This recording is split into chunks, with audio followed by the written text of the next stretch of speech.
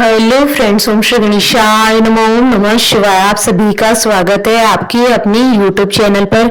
Friends, आज हम आपको इस वीडियो में बताने जा रहे हैं साल 2025 की सावन मास की भूम प्रदोष व्रत का शुभ मुहूर्त, पूजा विधि, प्रदोष काल पूजन का समय, व्रत कथा, महत्व और उपायों के बारे में। फ्रेंड्स, वीडियो शुरू करने से पहले आपसे रिक्वेस्ट है, अगर आप हमारे चैनल पर नए हैं और आपने अभी तक चैनल को सब्सक्राइब नहीं किया है प्लीज सब्सक्राइब कीजिएगा चैनल को, साथ ही प्रेस कीजिएगा बेल आइकन को, जिससे नए वीडियो से रिलेटेड नोटिफिकेशन आपको तुरंत प्राप्त हो सके। और वीडियो पसंद आने पर वीडियो को लाइक और शेयर जरूर कीजिएगा, ताकि सभी भक्तों को इस वीडियो का लाभ प्राप्त हो सके। और कमेंट बॉक्स में ओम नमः शिवाय जरूर लिखिएगा। साल 2025 में सावन मास की कृष्ण पक्ष की त्रयोदशी तिथि 22 जुलाई 2025 मंगलवार के दिन है।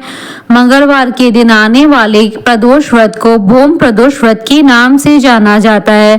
साल 2025 के सावन मास के भूम प्रदोष व्रत के दिन द्विपुष्कर योग का शुभ संयोग भी बन रहा है। साथ ही इस दिन मंगला गौरी व्रत रखा जाएगा। इन दुर्लभ संयोगों के बनने के कारण इस दिन का महत्व कई गुना अधिक बढ़ जाता है।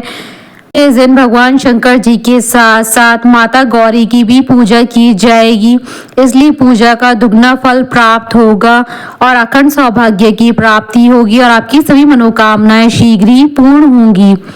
इस दिन भगवान भोलेनाथ जी का विधि विधान से पूजन और व्रत किया जाता है।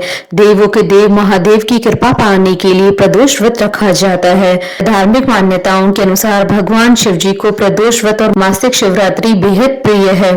भूम प्रदोष व्रत में भगवान शिव और माता पार्वती जी की पूजा की जाती है। शास्त्रों में भूम प्रदोष व्रत का विशेष महत्व माना गया है। इस दिन के स्वामी हनुमान जी को शिव जी का ही रुद्रा अवतार माना जाता है, इसलिए मान्यता है कि भूम प्रदोष व्रत करने से हनुमान जी प्रसन्न होते हैं। इसके साथ ही व्यक्ति के मंगल ग्रह संबंधी दोष भी समाप्त हो जाते हैं। भगवान शिव और हनुमान जी दोनों अपने भक्तों से बहुत जल्दी प्रसन्न होते हैं। भगवान शिव को भोलेनाथ भी कहा जाता है। भूम प्रदोष व्रत के दिन सुबह स्नान आदि करके भोलेनाथ को श्रद्धा पूर्वक भक्ति भाव से बेलपत्र, धतूरा, मदार और जल चढ़ाने मात्र से ही प्रसन्न किया जा सकता है। भूम प्रदोष व्रत का संयोग अति शुभ और फलदायी है। भूम प्रदोष व्रत के दिन पूजा करने से घर में सुख समृद्धि बनी रहती है। इसके अलावा संतान प्राप्ति का सुख मिलता है। प्रदोष व्रत के दिन पूजा करने से आपके सभी कष्ट दूर हो जाते हैं और सभी मनोकामनाएं शीघ्र ही पूर्ण होती है। इस दिन विधिवत उपवास और व्रत करने से स्वास्थ्य संबंधी समस्याओं से छुटकारा मिलता है।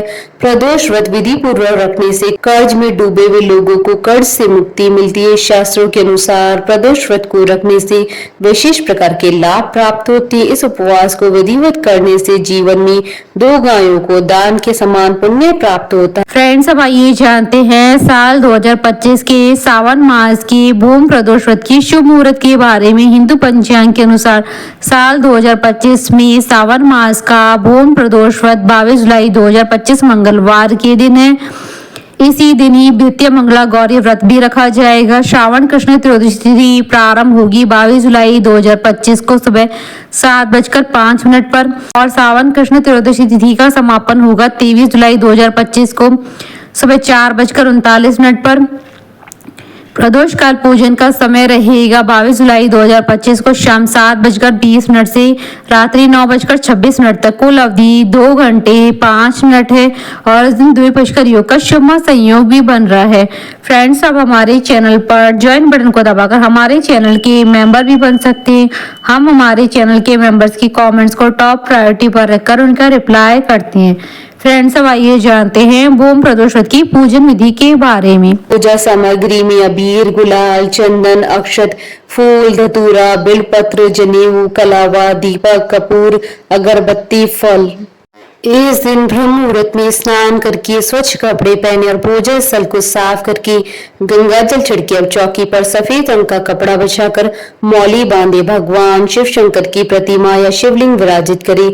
अब कच्चा दूध मिले जल से अभिषेक करे और गंगा जल अर्पित करके फूल, धतूरा, भांग और मौसमी फल चढ़ाएं, धूप, दीप और अगरबत्ती जलाएं तथा शिव जी की आरती करें, भोग लगाएं। इसी तरह सायं काल को भी मुहूर्त के अनुसार शुभ समय में शिव जी का पूजन करें। पूजा के लिए ईशान कोण में एक स्वच्छ स्थान चुने और उसे गंगा जल से शुद्ध कर ले। अब कुश की आसन बिछाकर स्वयं भी उत्तर पूर्व की दिशा की ओर मुख करके भगवान शिव जी का पूजन आरंभ करें।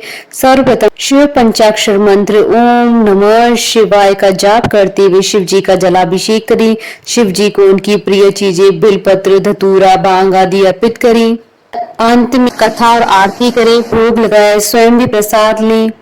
भूम प्रदोष व्रत के दिन शाम के समय हनुमान चालीसा का पाठ करना लाभदायी सिद्ध होता है। इस दिन मंगल देव के 21 या 108 नामों का पाठ करने से ऋण से जातक को जल्दी छुटकारा मिल जाता है। इस व्रत पूजन से मंगल ग्रह की शांति भी होती है। फ्रेंड्स, अब आइए जानते हैं प्रदोष व्रत की उद्यापन विधि के बारे में। प्रदोष व्रत को 11 या 26 त्रयोदशियों के साथ रखने के बाद ही उद्यापन करना चाहिए, वरना इसके कोई लाभ नहीं मिलते हैं। प्रदोष व्रत पर उद्यापन त्रयोदशी तिथि पर करें और शिव आराधना के साथ भोग लगाएं।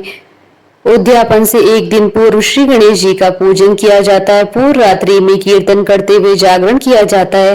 प्रातः जल्दी उठकर मंडप बनाना नितांत आवश्यक है। इस पूजा मंडप को वस्त्रों और रंगोली से सजाकर तैयार करें। ओम उमा सहित शिवाय नमः मंत्र का 108 बार जाप करना आवश्यक है। मंत्र जाप के लिए एक माला जपते हुए हवन करें। प्रसाद में खीर अवश्य बनाएं और इस खीर से हवन में आहुति दें। हवन समाप्ति के बाद भगवान शिव जी की आरती करें। चाहे तो शांति पाठ भी कर सकते हैं। पूजा के अंत में गरीबों और ब्राह्मणों को भोजन कराकर प्रसाद बांटें। फ्रेंड्स, अब आइए जानते हैं भूम प्रदोष व्रत के दिन किए जाने वाले उपायों के बारे में। भूम प्रदोष व्रत के दिन शिवलिंग पर एक विशेष विधि के साथ ही अभिषेक करने का महत्व है। इसके लिए आप दूध में गुड़ व शहद मिलाकर शिव जी का अभिषेक करें।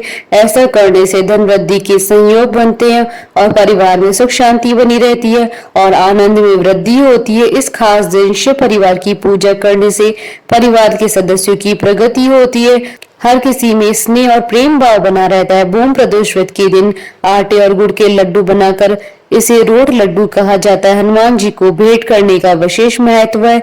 इससे हनुमान जी की प्रसन्नता प्राप्त होती है, उनका आशीर्वाद मिलता है। साथ ही इस दिन आप गरीब व जरूरतमंदों को भोजन भी कराएं। ऐसा करने से आपके शुभ ग्रहों का प्रभाव खत्म होता है। इस दिन हनुमान जी को लंगोट भेंट करें और संकटों से मुक्ति के लिए और कर्जों से मुक्ति के लिए ऋण मोचन मंगल स्त्रोत का पाठ करें। ऐसा करने से हनुमान जी सभी कष्ट और नकारात्मक शक्तियों को दूर करते हैं। साथ ही उनका आशीर्वाद भी मिलता है।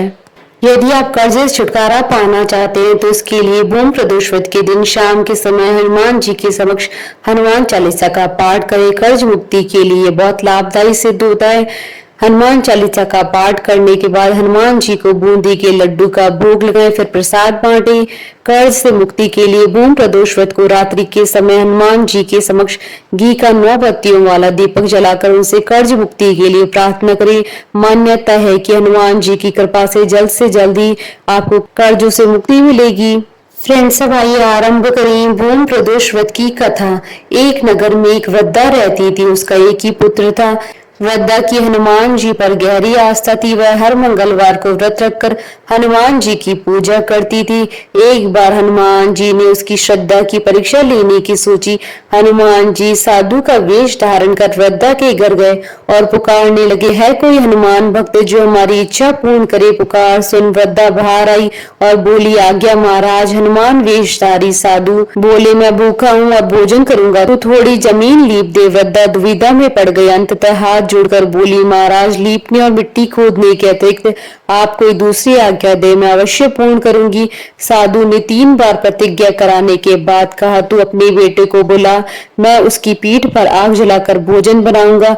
यह सुनकर वृद्धा घबरा गई, परंतु वह प्रतिज्ञाबद्ध थी। उसने अपने पुत्र को बुलाकर साधु को सुपुर्द कर दिया। वेशधारी साधु हनुमान जी ने वृद्धा के हाथों से ही उसके पुत्र को पेट के बल लिटाया और उसकी पीठ पर आग जलवाई। आग जलाकर दुखी मन से वृद्धा अपने घर में चली गई। इधर भोजन बनाकर साधु ने वृद्धा को बुलाकर कहा, तुम अपने पुत्र को पुकारो ताकि वह भी आकर भोग लगा ले। इस पर वृद्धा बोली, उसका नाम लेकर मुझे और न कष्ट पहुंचाओ। लेकिन जब साधु महाराज नहीं माने तो वृद्धा ने अपने पुत्र को आवाज लगाई। अपने पुत्र को जीवित देकर वृद्धा को बहुत ही आश्चर्य हुआ। वह साधु के चरणों पर गिर पड़ी।